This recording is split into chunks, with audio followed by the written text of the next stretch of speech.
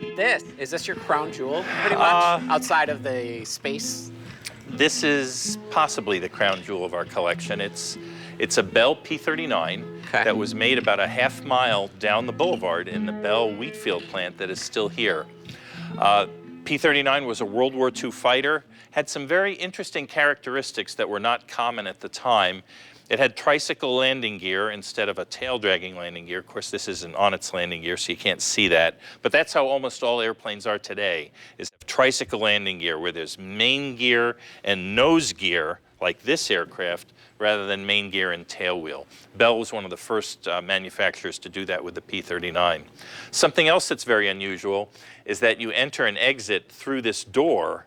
It's like a car door, rather than climbing in the top like most other fighter aircraft. Yeah, my dad is an old car guy, and we have a 57 Chevy and a 30 Ford. And it looks like a 30 Ford door. Yeah. You know, same premise, right? Something else different about the P-39, the engine was actually behind the pilot.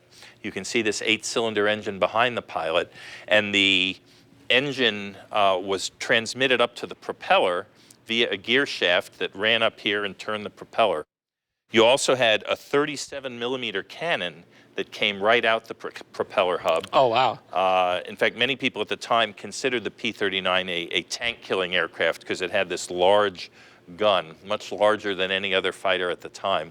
Some people consider it the A-10 Thunderbolt of its day. Really? And this is the first plane that utilized this, where everything was kind of just like this straight shot? Well, very few aircraft have the gun coming out the nose like that. But you know what's generally it's in the nose or the wings. Well, Hollywood's propagated this idea, though. Oh, yeah. You know, and it's still propagated today. I mean, this is like what you think of when you think of a World War II fighter plane, right?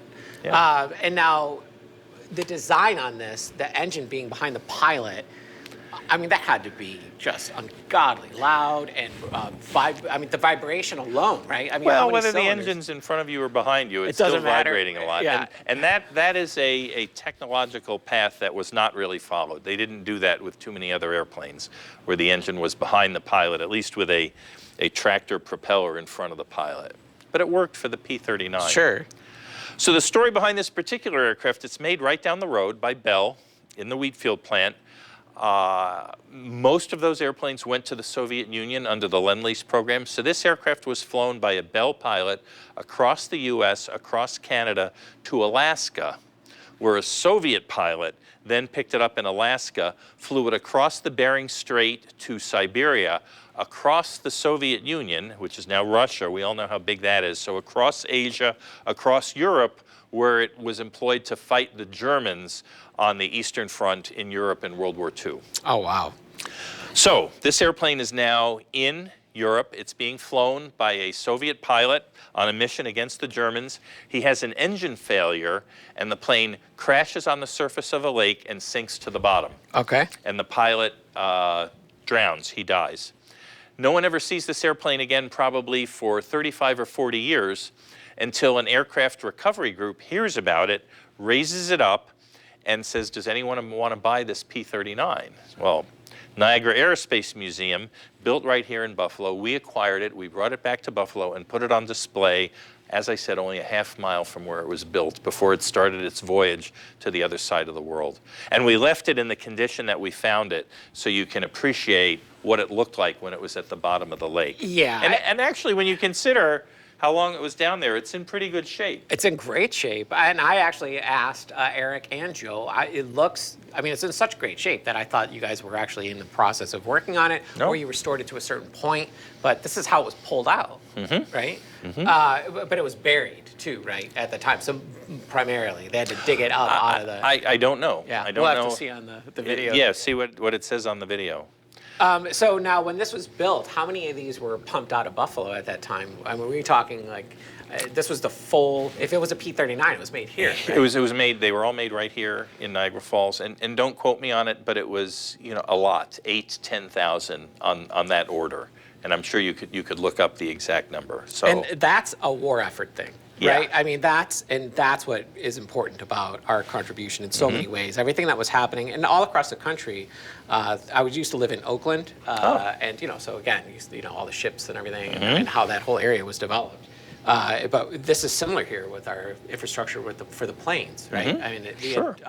Yeah, this is our Rosie the Riveter display, because so many men were off fighting during World War II. Many women went to work in the aircraft factories, and they became known as Rosie the Riveter. And there's the famous Rosie the Riveter poster of the woman making a fist. Yeah, it's fantastic. So once we went, just to go on with Rosie the Riveter, after we got this airplane back here in Niagara Falls, we had heard that many of the women who worked on aircraft during the war, they would write something on the inside of an aircraft panel that couldn't be seen once the aircraft was assembled.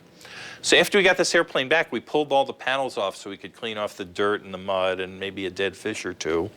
And we found that there were inscriptions inside the aircraft from 2 women here in Buffalo who worked on it. So those panels have been put away, but we made a poster with photographs of the inside of the panels. And you can see very clearly on this one, Helen Rose, 103 Ross Avenue, Buffalo, New York, USA. And then there was another one from Eleanor Barbaratano as well. It's crazy. Well, because the pilots of the day were the rock stars of the day, right? And they were all hoping to catch one. You know.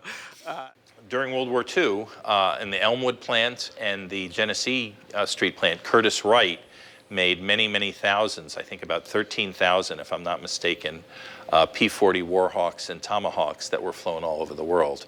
And most famously by the Flying Tigers in China. Claire Chennault's American Volunteer Group flew them in China against the Japanese before the U.S. formally entered the war. And that's where the famous shark mouth insignia. Yeah, and that's why I loved it, because as a kid, I used to have all these World War II, a whole huge series my grandparents got me. These beautifully illustrated, they were just all the tanks, all the planes, all the warships. And again, this is the quintessential, right? This is what, as the public, when we think back on it, you think of that shark mouth, you think of these planes, and you think of them diving on top of one another. And now, this area over here, the Cornell Aeronautical Laboratory. This is our Cornell Aeronautical Laboratory display. At the end of World War II, when all the aircraft orders were canceled because we didn't need the airplanes anymore, Curtiss Wright had just built a research laboratory across the street from the Buffalo Airport, the current location of Calspan and Kubrick.